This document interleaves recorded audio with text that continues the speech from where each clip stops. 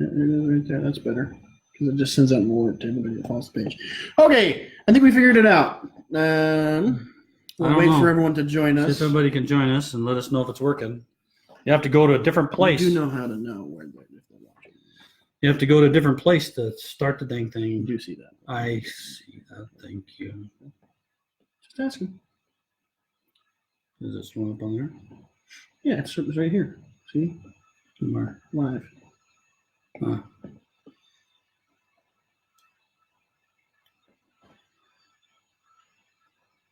Okay, play again. Good job.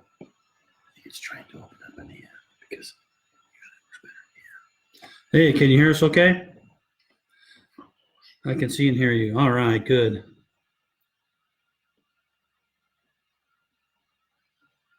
All right, let's let people join. We're sorry for the technical difficulties, but they moved where you start your live. And it's just hard to find now. It used to be just right there to push the button.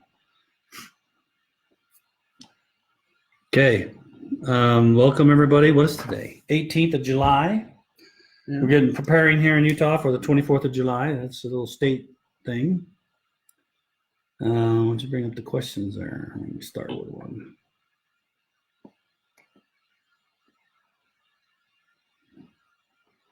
You want to start with a question? Yeah. Have anything to follow up on from last week? No. I mean, I can look, but let's go ahead and start. All right, hold on. I gotta.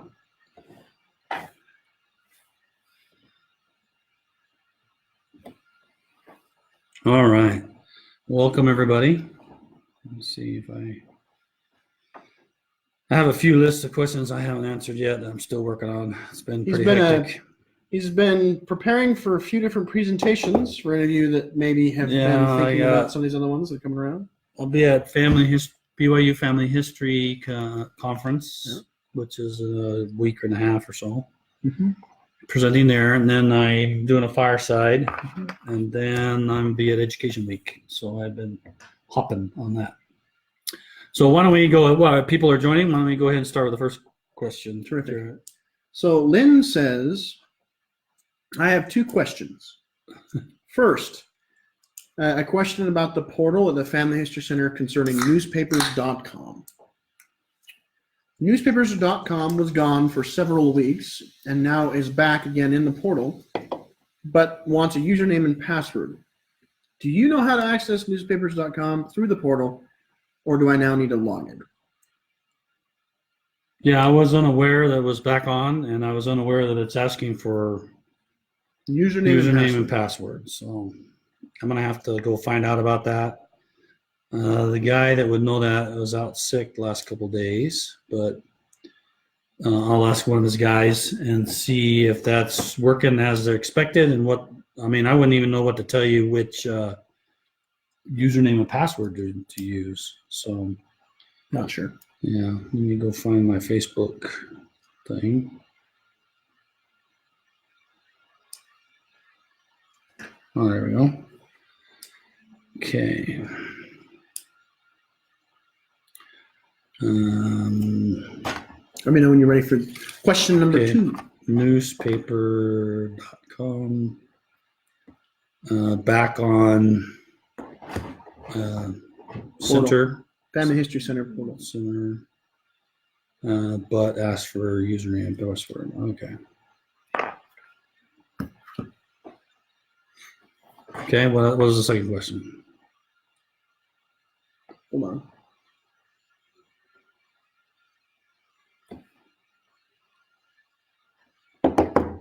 That suddenly just disappeared. And her second question was, it was about when FamilySearch sends emails, why do the hyperlinks or the buttons you click, why do they open up in Edge instead of Chrome? That doesn't make sense to me. So she gets an email from FamilySearch about an ancestor's birthday. If you get an email and you click a thing and it opens Edge, that means you have Edge marked as your preferred browser on your operating system, so it opens it. You need to undo. I can't. There's no undo apparently. It's right there, and it's grayed out. So apparently I can't undo. Oh, okay. The next question is from Carrie. Carrie says, when viewing images on FamilySearch, is there a way to temporarily turn off the index at the bottom of the screen? It takes up too much room and obscures part of the images. It's annoying to have to click the X every time I want to move an image. Move to a new image, excuse me. I'd have to go look at that screen. I'm not familiar with that. So where did she say she was?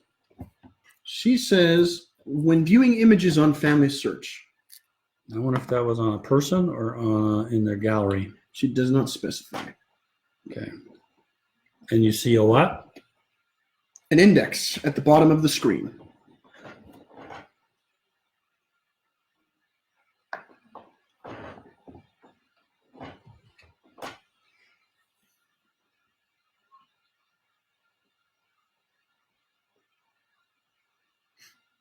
Okay, it's not there on the gallery. You can look at a person. See if I can see it. Index. Or you're talking about, she said memories for sure? She did not say memories. She did not specify a place. Yeah, I need more information. This is probably, it may be a record or something. You're looking at the record and you're seeing an index on the side. If anybody can recognize where that's from that she's talking about, I appreciate it. Index historical records, that's what it is. And it's the index is getting in the way, right? Yeah. Okay. I can go look at that.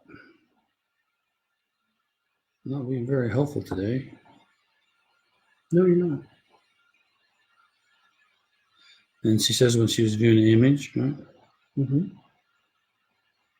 Well, according to this one, indexed historical records. Sure. An image of a historical record.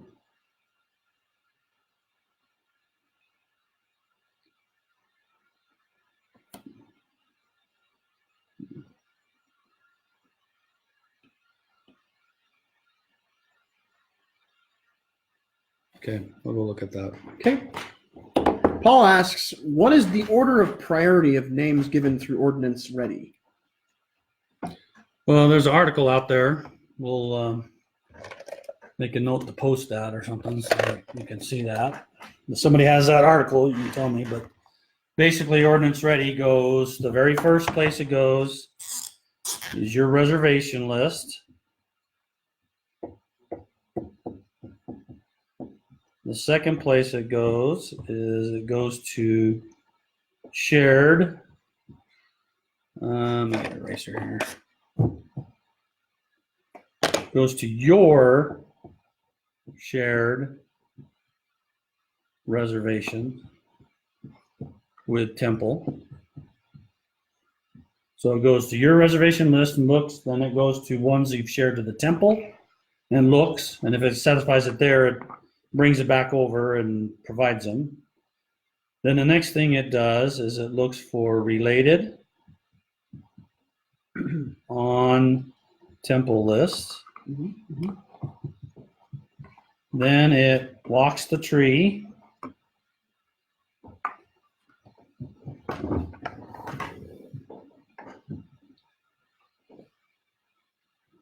And then it goes to an ancestor in Temple. 6, 7, yeah, that's it. So it goes, and this kind of smashed a little bit, but you read it probably. Goes reservation list first, then it goes to your shared reservations with the Temple. So if you shared some with the Temple, it'll pull it back. Then it goes to a related person on the Temple list. So some other relative shared it with the Temple, and so we'll pull it out of there and give it to you. Then it walks the tree, walks your tree, looking for green temples in the tree that it can reserve. And if it still can't satisfy the request, then it goes to an ancestor in the Temple or on the Temple list. So it just goes, it's supposed to pick the oldest, the ancestor that's been in the Temple inventory the longest that matches the language that your Temple can do. So that's the order of precedence. So there you go. Okay. Sue asks, Source Linker no longer allows individuals to be created in a family from a source. I can only link a source to existing family members in the tree. Previously, I could create new family members from the source. But the last few weeks when I try, I only get an indefinitely spinning wheel. She provides an example. Then she says, for example, gives me a link. Henry Fisher and Martha Price were already in the tree with their daughters Matilda and Cornelia. I could attach the census entries for them, but for the other children, I only got the spinner. I've checked with Get Satisfaction and the FamilySearch community, but I don't see anyone else mentioning this problem. Yeah.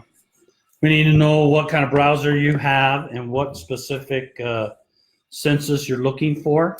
1880 census. Okay. I've got, actually, she gave me a literal URL link. Okay, give me the number. I want the pigs. No, I want the number of the row on that sheet, and I'll go. 385.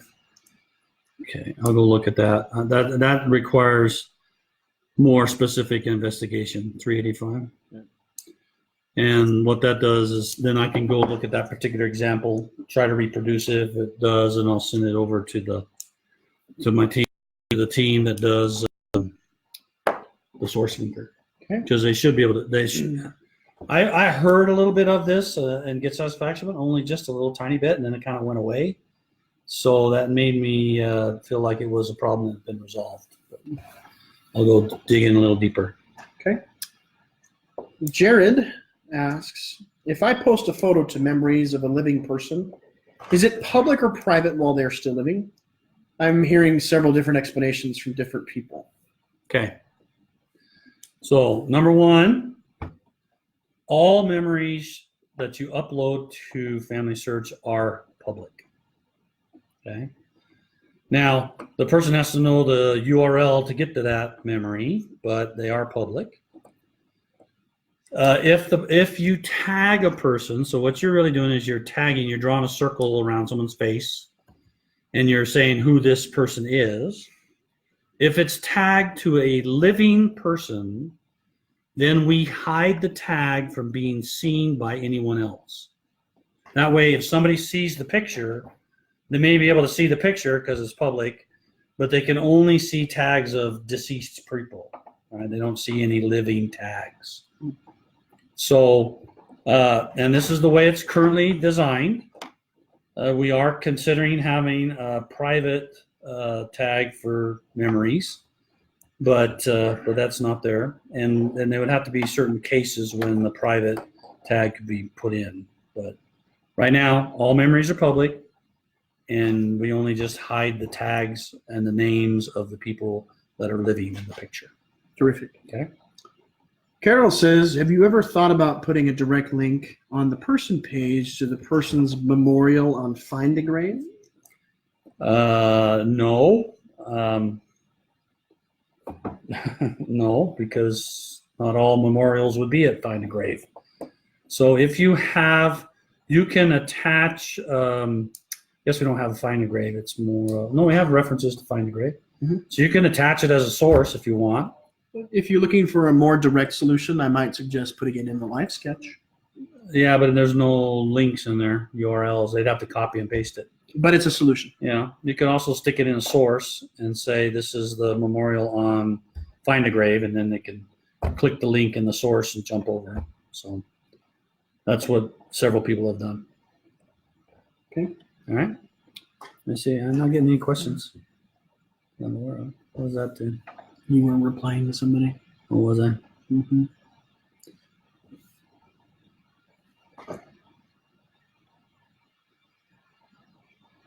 What are you looking for? I just thought I saw a question up there, and it was, but we already answered it.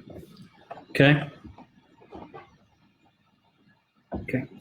Andrea asks, is there a list of examples somewhere of what or how things should be labeled in the other information section?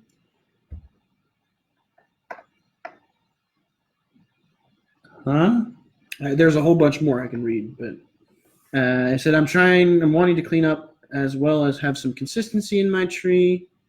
If there's not a list, how would you suggest labeling pioneers? If you're gonna mark somebody's pioneer, use the label service, not in the other information. Although if you want to use the other information, you can. You just have to do other. You'd have to do a custom field. Yeah, was a custom fact and put in there was a pioneer, but you know, or an event that says they were a pioneer from this year to this year. So if I may, I think the solution, Andrea, might be a blended option where you maybe tag them as a pioneer. And I see you put two examples, one that was, you know, an overland pioneer and one that immigrated from England. Maybe if you wanted to use different tags, you could do tag them as pioneer, tag them as, you know. Well, there's England, labels. There are labels. You go to the labels section and you can add overland, the overland pioneer stuff to them. Right. You have that ability to do that. So maybe it's that combined with some digestible other information. Right. Some of the details you've added here, specific dates and stuff like that. Okay. Let's see. Someone has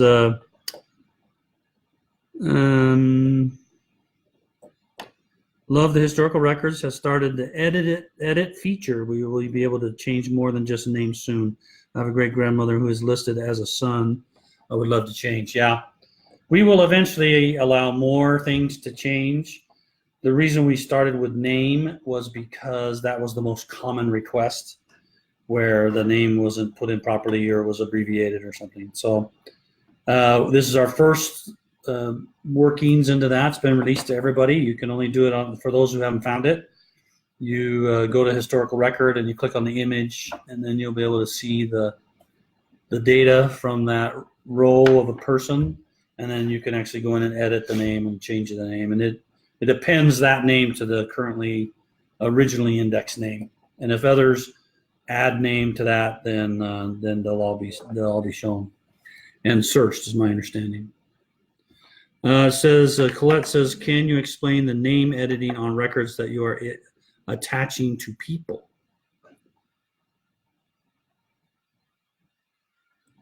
Name editing on records that you attach to people. Well, I mean, you could certainly go, if it's in a FamilySearch source and it's one of the sets that we allow. Not all indexes or images can be edited right now.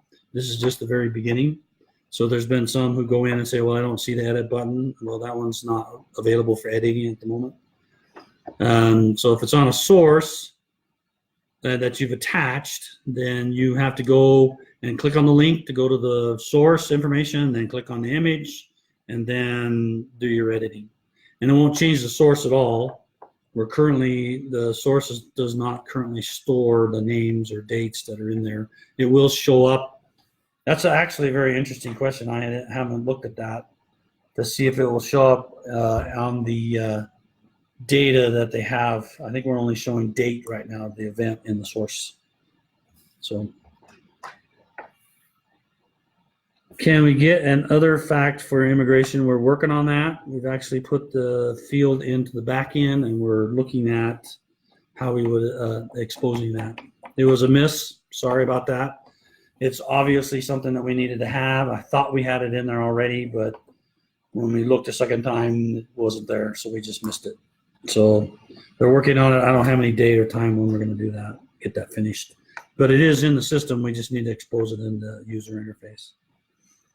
Another question here. I have a dad who adopted me, and I have a birth father. Is there a way so that when we do the relatives around me that I could check both ways? Right now, it's only showing the relatives for my adopted dad.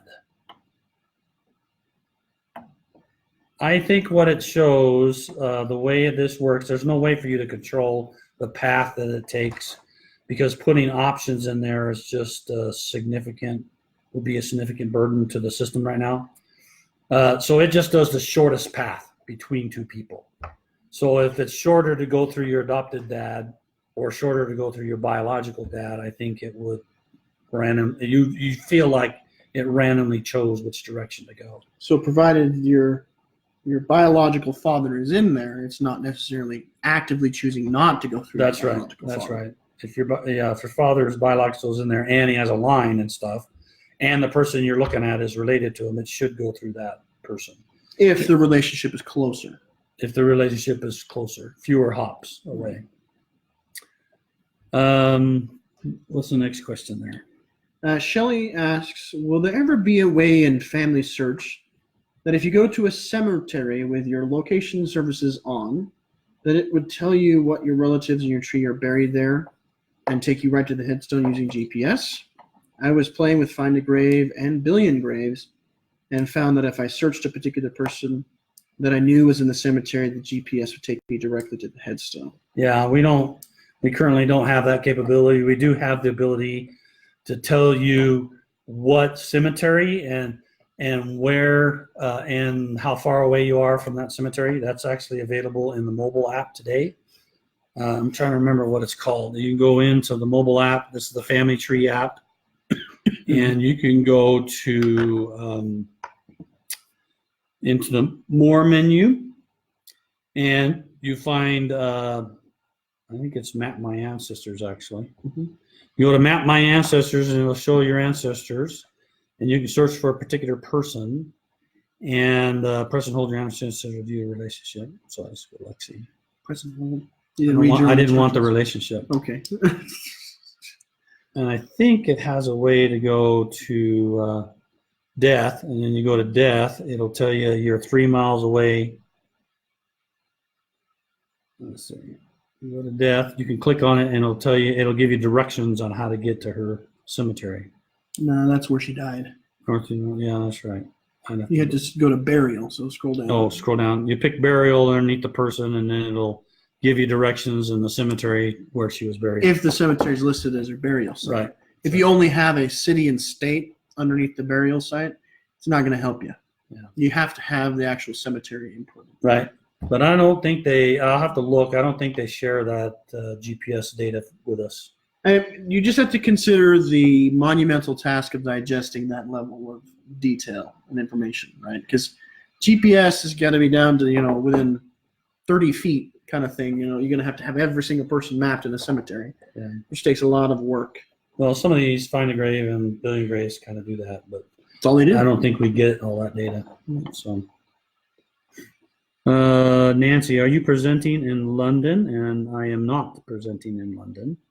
Was not invited. They had some other people going, and they chose them because they had some other activities they wanted those particular set of people to do. And we're limiting, of course, the number of people that are traveling. We want to send everybody over there to London. And here's the secret for you. He doesn't like to travel very much. Denise, when I've completed temple ceilings recently, FamilySearch tree shows a blue box indicating there are other parents. I know for certainty there are no other parents, and this was originally searched.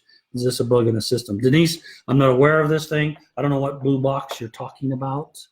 Could you send me symbol turning blue? Could you send me an email, ron@familysearch.org, with the PID information about this one and what you're seeing? Then I can go take a look at it. But I'm not aware of anything like that.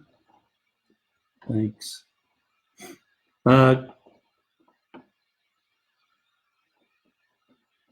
Yeah, Larry, we don't provide ability for them to choose which one. I ought to look and see if let me write a note here and see if we're keeping track in our system that does the graphing. I don't know if we're keeping track of preferences. So let me. That would be interesting. Yeah. So you could just switch your preferences. Right. If you let want me to go see if we do other. that. If we don't, maybe that's something we can consider. I'll put a thing in here. That's an interesting solution. Should we honor preferred parents in relationship graph? Seems like it would be a simple way to work around the problem that they talk about, right? Because if you wanted to see how you're related to somebody via biological or adoptive, you could just go in and change that preference. Right. It's gonna be a simple solution. Yeah. Okay, what do we have next? Keith asks, is it possible to find a relationship between two people using only PID? Nope. We currently don't supply that. Okay, Keith also asks, I tried to upload a document to Memories and received an error saying the file was too large. It was a PDF of a memory book compiled by a member about her father. Will there ever be a lift on limitations? If not, is it okay to simply put a link to a PDF document and upload that to Memories? Putting a link to a PDF document and uploading what? The link? Mm-hmm. Yeah, you could put a link on some person. You'd still have to find someone to store. You'd have to create a source and say this source is a reference to the what was it? Memory. It was a family history book. A family history memory book. A memory book compiled, and then put the URL in there and send them to your Dropbox or Google Drive or whatever. That's perfectly fine. The limit for uploading is 15 megabytes. And it's not that we have a hard time storing, it's not that we're limited in our space storing this stuff. The real reason why we've limited to 15 megabytes is because people, as we've done testing, when people upload things, we find if it gets greater than 15 megabytes, they start thinking it's broken or not uploading or taking too long. And so they cancel it and it's just a problem. So maybe when we have faster internets or a different mechanism, we could have a way to do it a little bigger. Interesting. Or there's other ways, maybe, I don't know. I'm going to noodle on that.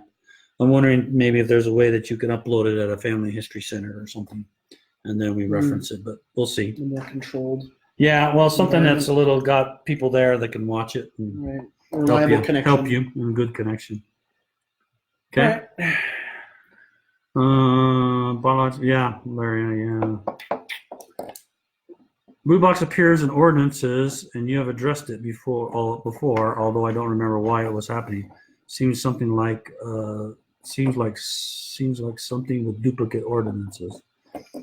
Blue box. Okay, then if it's blue box. If it's that thing on the ordinance tab of a person and it's big giant blue box, that is about sealing the parents. And this was a bug, and we do have another bug, but and we're working on it. They got to fix it. They thought they had it fixed today, but they didn't. There are cases when a sealing to parent is done, and so you got Ron and his dad Cleon and mother Lexi, and you have a sealing of those three, and what'll show on the screen will be the sealing without the parents. So you get the blue box, and then you get the same exact sealing again with the parents on the same ordinance tab. That's a bug. That's a problem. We reviewed it today and informed the team that it is a bug, and so I sent their manager down the hall to go talk to the team and get their understanding corrected on the fact that it's a bug and go fix it. So we'll see. Okay. All right. It'll get fixed. We just have to give it a little time to do it. Although it's better than it was, right? We were seeing stuff all over the place, and that has all been fixed and cleaned up. Yeah, Linda says you could cut your book up in multiple PDFs if you wanted to upload. Part 1, Part 2. Part 57. Yeah, you could do that too. Yeah, and Jesse, that's what we call them, ghost parents. That's kind of what everybody started calling them. The one where you have the duplicate in there. Mm-hmm. Okay. Lori. The last few times I've been helping members, this is Lori, recover their accounts by using their membership numbers, we get a notice that recovery by membership number is not available. Is this an occasional problem or not available at all? Today, I didn't know that they'd turned that on. Of course, I don't go and try to recover my password very much. But LDS, so there's two systems involved in our registration accounts. One system is a FamilySearch system, and the other system is LDS.org, or churchofjesuschrist.org system, formerly known as LDS accounts. And LDS accounts, or churchofjesuschrist.org registration system, has decided that they are not going to allow recovery using a membership number. And I didn't know they'd turned that on. I don't interact with them on too much on registration thing. That's another person, another peer of mine. But I knew it was coming. I thought they weren't going to do that until after we're going to separate ourselves. The Family Search account registry will end up being independent of the Church of Jesus Christ one. You'll still be able to use the same account in the other two, in each of ours, but we won't be tightly held to the hip. And when we do that, you'll be able to do password recovery on Family Search, but churchofjesuschrist.org has chosen to stop allowing that recovery by membership number. So you'll have to go through a different recovery process, and I haven't tried it. I need to go try it and see if I can figure out how you can do that when you don't have anything but the membership number.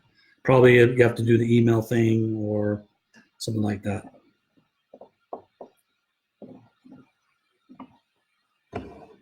Oh, somebody's suggesting a compress might shrink it down enough to get uploaded, but if it's a whole book, I think it might be tough. Yeah, especially making me think of memories. It's a remembrance book. It's probably going to have pictures in it. Yeah, that's interesting, Chrissy. You said youth need recovery by MRM, but what's the funny thing is lots of youth don't register properly because they don't have their MRM. Yeah, so they register and don't put it in. They register and don't put it in. They're non-members. Which, by the way, is as a missionary, I remember we used to have people that wanted to get into FamilySearch and start doing it, getting all excited, and they were on track for baptism. And I'd say, well, let's get your membership record number first. Yeah. Because it's kind of difficult to correct accounts that don't. Yeah, we've improved it, but it doesn't regenerate your tree yet. Yes. And that's the thing we need to do is try to regenerate your tree. Are We you have that worried about capability. reading that one out loud? I don't know if this is a privacy. It's not, but it's turned off now. Okay. So we'll skip it. Okay. Not relevant. Okay. Kara asks, have you thought about, in memories, having one dedicated field just for grave markers and another one dedicated field just for the obituary? No. Okay. I don't know what field they're talking about. Because you can put in the title. What most people do is they put obituary in the title. They put grave site or whatever. I need to. Although we are thinking about doing, and I'll tell you a little bit about it. Thinking about doing what we call, what do they call them? Topics. They call them topics. So we're looking at that. And it's sort of a way, it's like, if you think of it, the quickest way to figure out what it is kind of like a hashtag, except you don't put it in the text. You go to a memory and you say, here's the topics about that memory. And it'd be things like, you could make up some, we'll have some system ones, but it's stuff like testimony or missionary or, war or something like that you can do. And then you can go search using those topics and we'll bring you back your memories or memories in the system that are about that particular topic. So I think that'll be very useful. That may be similar to what you're trying to do with obituary and so forth. So that might help there. Okay. All right. Get ready. This is a big one. Okay. I don't like to work on really early ancestors. But because England has, oh, by the way, this is Pam. Sorry, I forgot to say the name. This is Pam. Okay. Pam says, I don't like to work on really early ancestors, but because England has such good records, I decided to look at some. Mm-hmm. I came across a John Hall, and FamilySearch had put in several instances back in 2012 that an alternate name was John Collins. Looking a little further back, I came across a source for a christening of a Constance Martin. That source clearly states her parents attached to a clearly states her parents' names as Gideon Martin and Margaret. However, the source is attached to a John Goodson and Ann Sewell. There are alternate names of Gideon Martin on John Goodson's details page added by FamilySearch in two instances and by the ever mysterious unknown 4470317 in other instances. And for Ann Sewell, there are alternate names for her, Margaret or Miss Gideon Martin, added by FamilySearch in one instance. I am leery of changing things made by FamilySearch, but I found independent sources for each of John Hall and John Collins, so I did change those. These completely different names are really frustrating. What is going on here? Did people really use completely different names like this, or is this just sloppy family history work? How sacred or scant are changes made by FamilySearch? Well, first let me explain about FamilySearch. If you're going around, and several of you know this, but this is good for those who don't. If you go into a tree person and you go look at the change log and you go down, or just at the vitals or something, and you see something that says 2012 and it says FamilySearch, then what is really happening there, FamilySearch did not contribute that data. What we did is when we transferred data from the old system, which for us old timers was called newfamilysearch.org. Even though it's not new, it's gone. Actually, we've removed it. NFS. Yeah, NFS. When we took the data from NFS and moved it to Family Tree, we initially put the name of the person who contributed the data into the person page, and then we started getting phone calls from people saying, somebody's hacked my account because I was not on the system on that day when you say I changed that data. And so we had to go back and remigrate those things and change all of them to say FamilySearch, so that people didn't think that their account was hacked. So if you see something where it says FamilySearch in 2012, FamilySearch did not contribute it. We just transferred that data from the previous system, NFS, into Family Tree. And then again, about 3 years ago, no, it's been about 4 years ago, 3 or 4 years ago, we had to do another move of all the data into our current system we have today. And there may be some extra FamilySearch contributions in there, because the rules of Family Tree were different than the rules of the previous system. The previous system, you could create a person in the tree without giving it a name. And that doesn't work for... That's a no-fly. That's a no-fly in Family Tree. You got to have a name. You got to have a dead or alive. That's all you gotta have. Name and dead or alive. Yeah, got to have that. And sex. Oh, yeah. Either male, female, or unknown.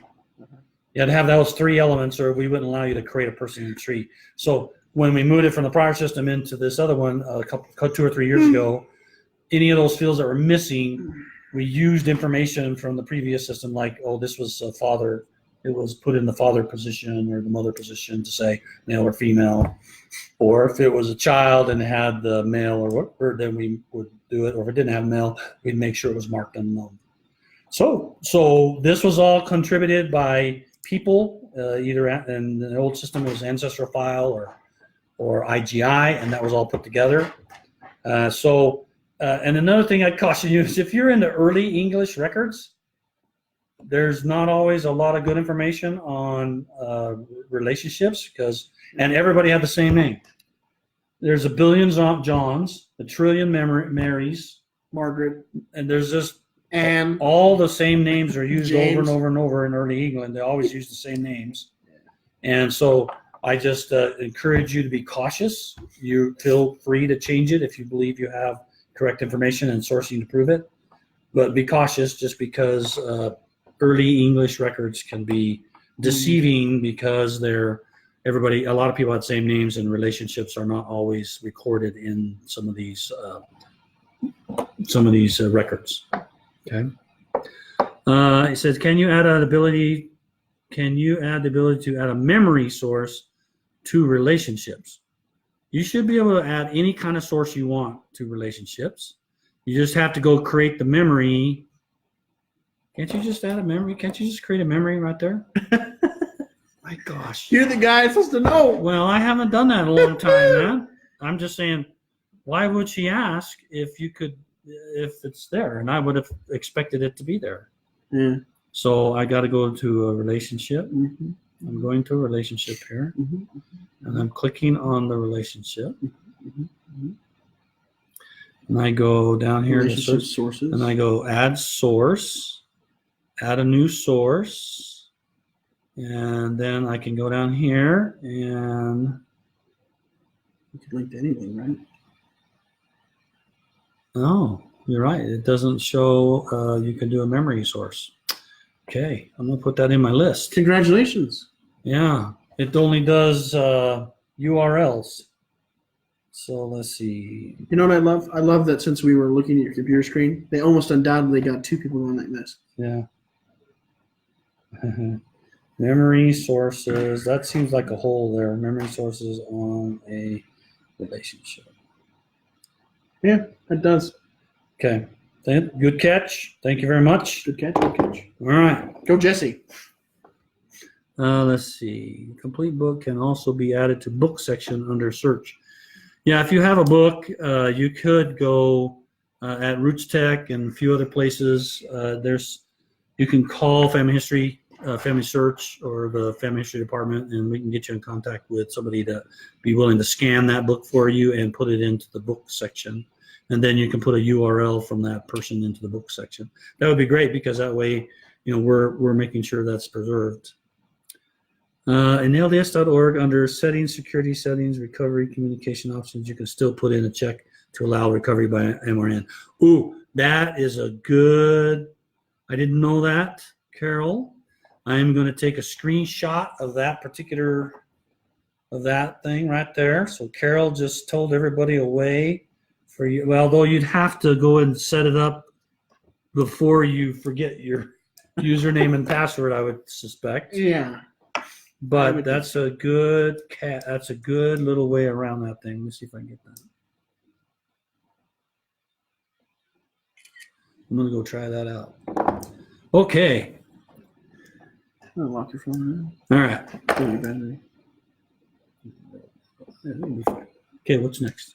Okay, Susan asks, are there any copyright restrictions for placing documents such as death certificates or obituaries in the memory section of FamilySearch? Is citing the source such as a vital statistics bureau, library location, or online newspaper enough? There shouldn't be any copyright on death certificates. No, there's not any copyrights on death certificates or on obituaries. Usually not, because they're in the newspaper. Right. Now, death certificates are public records. Death certificates are public records. What was the other one? That's it. Oh, yeah, there shouldn't be any of that. The newspapers, there could be, depending on how old or young the newspaper is. What I do for an obituary is I'll go to the website of the place they were buried or whatever, and if they put up an obituary or it's in the paper, and I'll take a picture and then I'll OCR it. I'll turn it into text. By the way, OCR means optical character reader, and so what he's trying to say is you take a picture of it and you convert it into text. So you basically rewrite it yourself. Yeah, and I put it in a story. So I go into the memories. I add the picture of the person.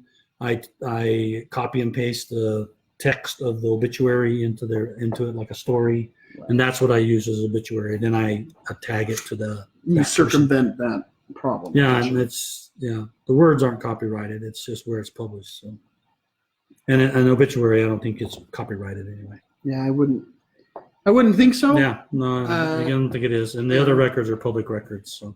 Okay. What's the next one? Stephanie asks, can we organize photos by date in the memories of a person? I see how to do organizing in albums, but not memories. No, you cannot order them right now. They're planning on providing a feature where you can order memories within an album. And then I've suggested to people that you should make sure you have your titles and dates and places filled in for each of your memories if you can, because I believe that one of the things I'm going to be talking to the memory teams about, they've got some work they need to do right now, but I've told them already I expect them to be able to sort by date or by place in the memory stuff. Okay, Marilyn, you want me a reminder to talk about temple cards in Utah? No, I wasn't planning on talking about it unless somebody asked about it. I was surprised that I didn't get more questions about it already, but since I read your comment, I guess I've You've now outed it. Let the cat out of the bag. Good job. So for those of you who aren't in Utah County, we're not talking about in all of Utah. The temple department is piloting not returning temple cards to patrons when the ordinances are done, when they're after scanning. So let me explain some reasons why that's happening and why it's being piloted. It's being piloted in Monticello, Utah. That was the first place because it's a small temple, and so they could study it and research it and see how it worked. And then a few months later, several months later, we are piloting it now in Utah County, which is the Provo Temple, Provo City Temple, Mount Timpanogos, and the Payson Temple. Those temples are now keeping the cards. So you come in with your temple card, you go do some ordinances. Today, before this was changed, before this was pilot was turned on, then what would happen is the ordinance workers would collect the cards and then race over to the recorder's office. So you need to be aware that some of these temples are pretty large, and they have hundreds of people per session or per ordinance activity, and that this is happening every 20 minutes or something. Yeah. And you get several hundred cards, and they run over and plop them on the temple desk and say, you got to hurry up and get these done, man. People are changing their clothes. We want to get out of here in the next 15 minutes. They're going to want their card back. And they're scanning like mad. And then here comes another one from another session, because some of these have 3 or 4 sessions going every 20 minutes. Yep. And so they're getting another pile, 5 minutes later after they started the last one. And so they're rushing. And because of that rushing and having temple workers running around in a temple trying to hurry and get the cards from the session down to the office and then back over to the credenza to hand out, it's caused problems. It's caused frustration. It's resulted in long lines. In some temples, people have waited 45 minutes to a couple of hours, I've heard, waiting for those cards to be recorded. And it became apparent that this was a problem, and as a result, the cards were not always being properly recorded. Which is a serious problem. Which is the most important thing to do at the temple when you do the ordinance. It's extremely important that it gets recorded so that it is marked done in all the places in the world and otherly parts of the world where it needs to be done. Although I suspect the spirit world doesn't have a bookkeeping problem like we do. So to help alleviate those problems and make sure that recording is proper and make sure people aren't frustrated because they've been waiting for an hour to get their card back, we are piloting the process of not returning cards. And the temples that have, in Oakland, that's another one, I'm sorry, I forgot. Oakland Temple is also not returning cards. So lots of questions come out. I've explained to you why.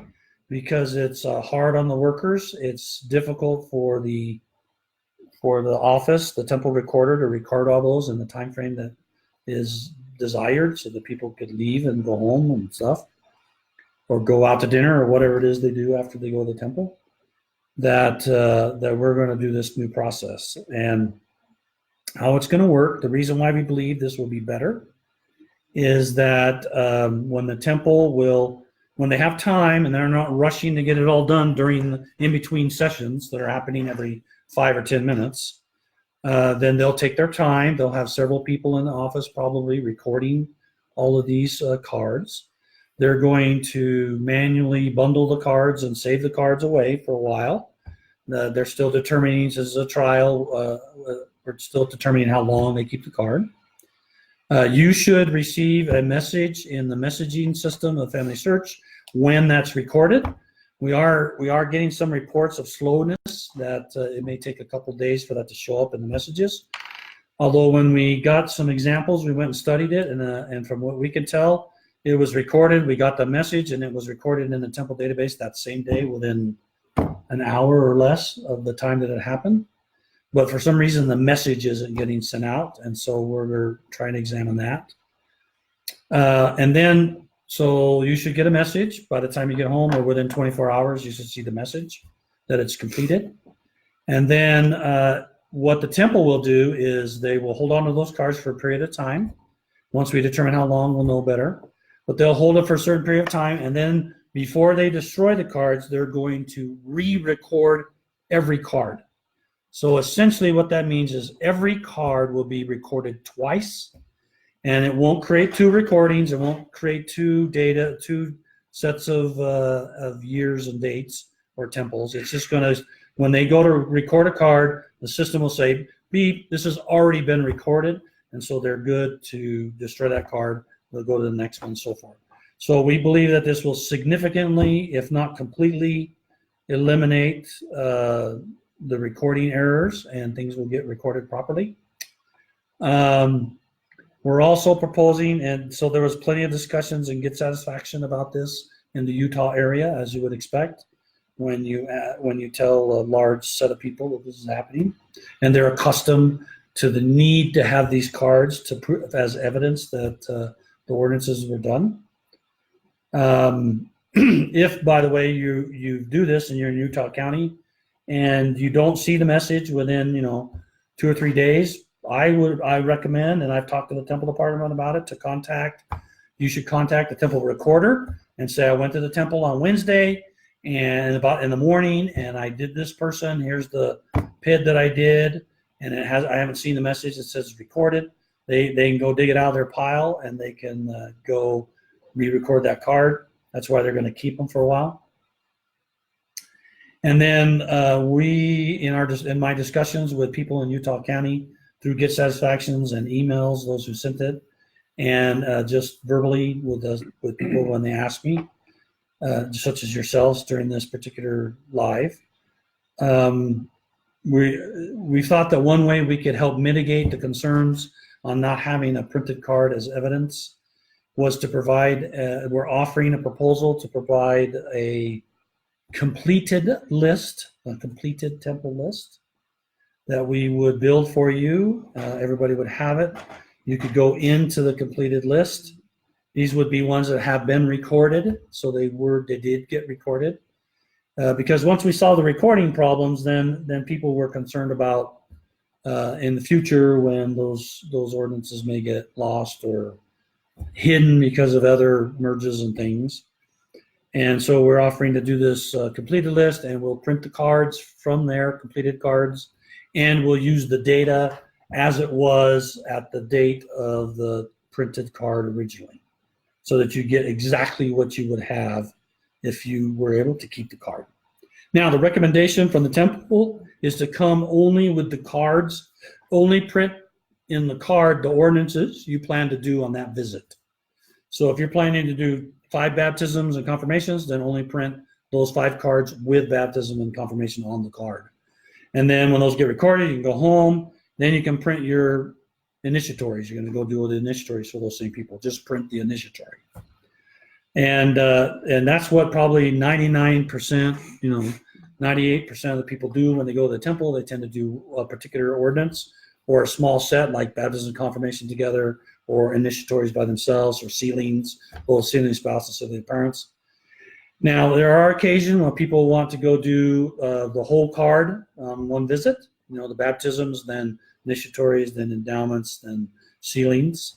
And that's acceptable as well. All you need to do is when you arrive at the temple, you should let an ordinance worker know that's what your intent is, and they will provide you instructions on how you can do that while you're at the temple that day. Okay?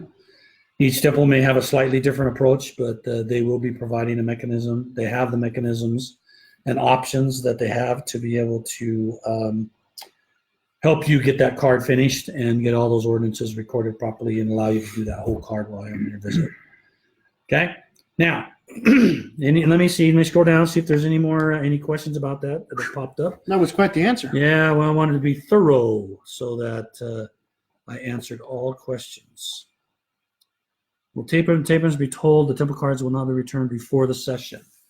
Okay, so people, the plan on the temple, and I believe they're doing this now, although I haven't been a participant of that. When we went to the temple last, it was before they turned this on, so it was early in the month. And this just turned on 3 or 4 days ago. But I did get the email. Everybody in the temple district, as they turn it on for your temple district, will get an email. If you provided us an email, the FamilySearch, if you've got a good email in FamilySearch.org, you will receive an email announcing that this is coming to your temple on a particular date. And it will also include some instructions and some frequently asked questions like what I did and answers to those questions. Okay. So yeah, if you've got a good email that's working on FamilySearch, you will be notified before they turn that on at the temple. Oh, does Dallas do it too? They must be doing it on their own then, Larry, because that one isn't officially on the pilot. But temple presidents have leeway, and it doesn't surprise me. I've heard of several temples that aren't returning the cards for the same reason. Lee asks, has there been any recent restriction on collections on partner sites recently? I'm seeing a lot of not available with your LDS account message. Find my past and ancestry English records. Yeah, I'm not aware of any of that, Lee. I will go hunt that down. I'm going to take a picture of that one.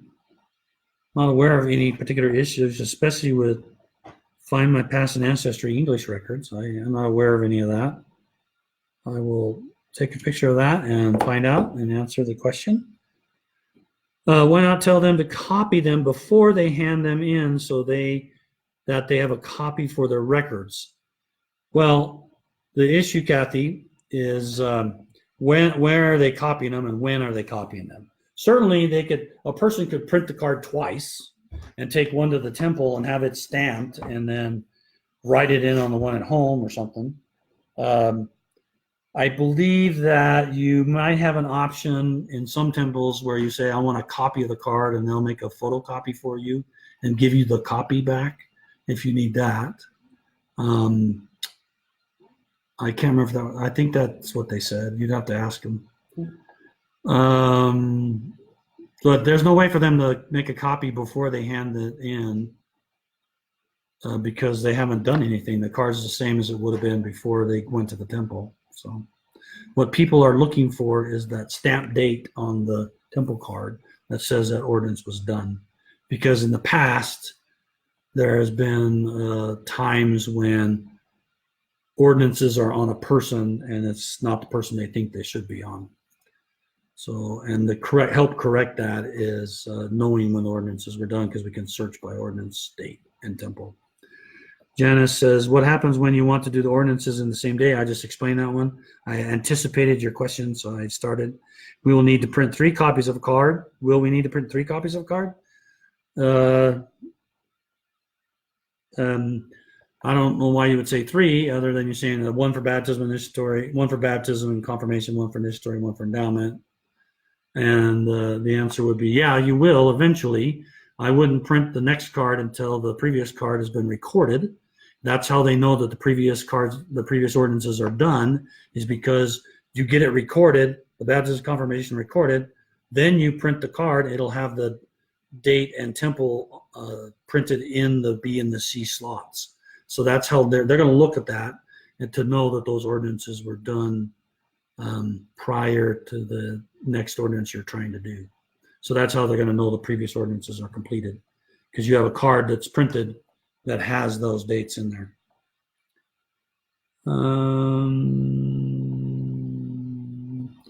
Yeah, people are liking those ordinance emails. Those are nice, or messages. They're actually messages.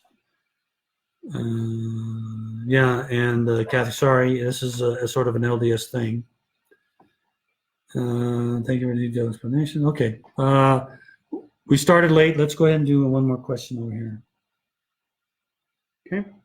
Jenny asks, why are the record hints on the phone app always more recent than the record hints on the computers? Hints on my phone always seem to be from the late 1800s, whereas hints on my computer seem to be from the 1700s. Well, remember that the phone only brings down to your automatically. You can force the phone, if you go into the menu, you can force the phone to bring down 6 generations of your family. And it's probably likely that you don't have anybody within 6 generations that's in the 1700s. So that's the hints that are brought to your phone are related to the people that are stored on your phone, okay? The only way you get it to stored on the phone is if you click to say bring 6 generations down, or you walk the tree, walk your tree expanding out further in the past. As you do, that data is cached also on the phone, is downloaded to the phone. And then the phone is only bringing hints for the people that you have on your phone, not for the ones you haven't looked at yet. So that's the difference between the mobile and the tree. Is on the tree, when you come there, it doesn't bring anything to your computer. So everything is in the cloud, everything's in the internet. So it'll show you all of those hints. So you just need to expand out some of your lines, going back a little further, and then you should start seeing hints for those people if they're already available.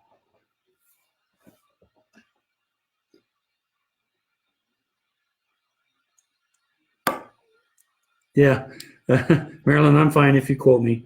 If it doesn't sound like it's a good quote, like, I'm saying something kooky, let me know and I'll correct myself, or I'll send you an email with the good quote, and so you can share that. Can you discuss any of the results from the experiment? What experiment are you talking about? Makes it sound like you're with Area 51. That's right. The experiment. Yeah, what experiment are you talking about, Lee? We call him John. Call him John, so it's anonymous. Yeah, I'm assuming you're talking about the shared family group experiment. Is that correct?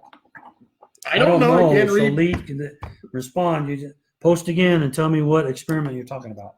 In the meantime, we'll answer one other question here. Okay. Jenny asks a second question.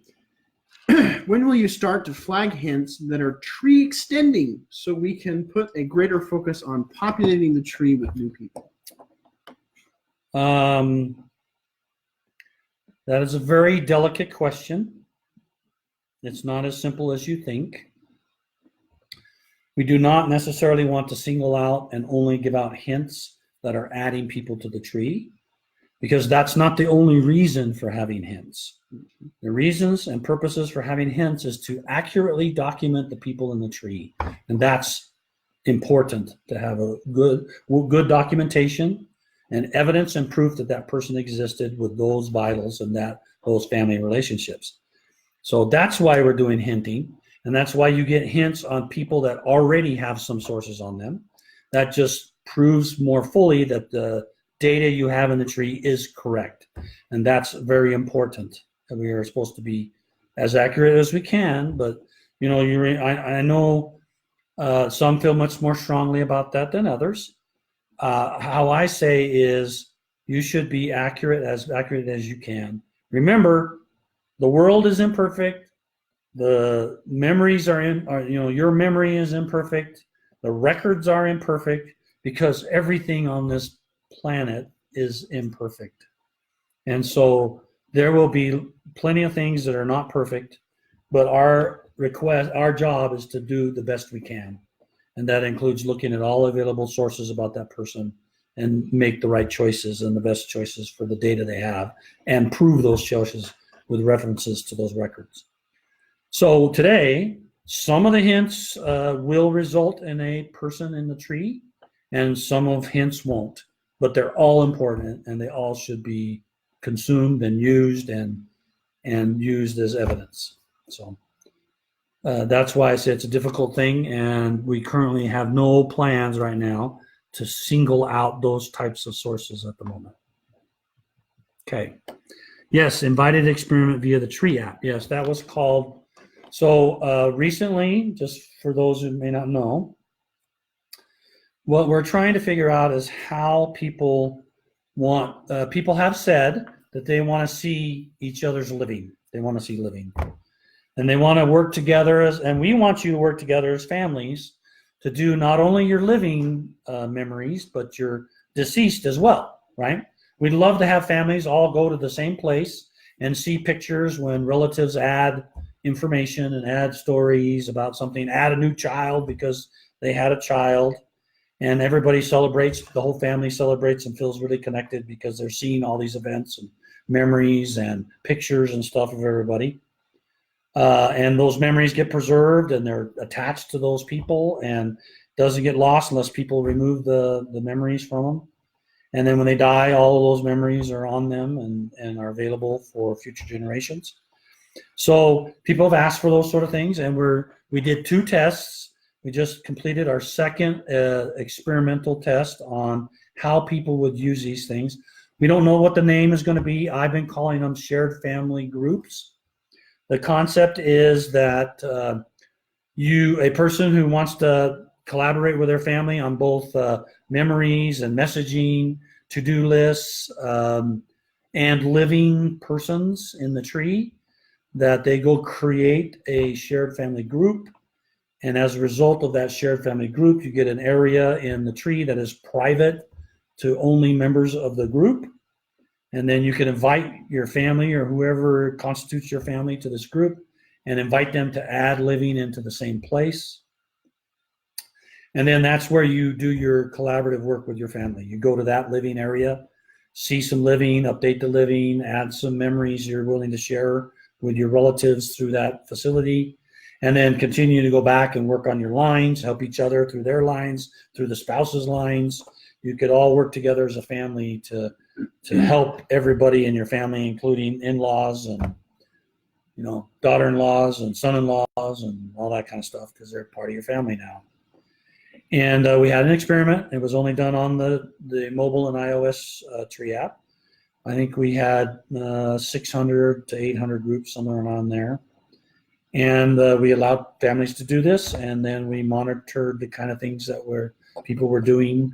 What did they do most? What did they do least?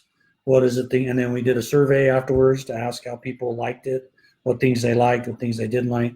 And we're doing this very carefully, very deliberately, to be able to figure out what we should build for everyone else. Because this is going to be a significant development effort, and we want to move cautiously and do the right things, because it's going to consume a significant amount of time from the engineers that we could spend on other things if they're more important or more valuable.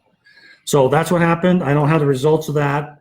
The Todd, who's is one of my product managers who over that, he's still collecting the data, and he's preparing a presentation and stuff to present to me on results and things like that, and then we'll go from there.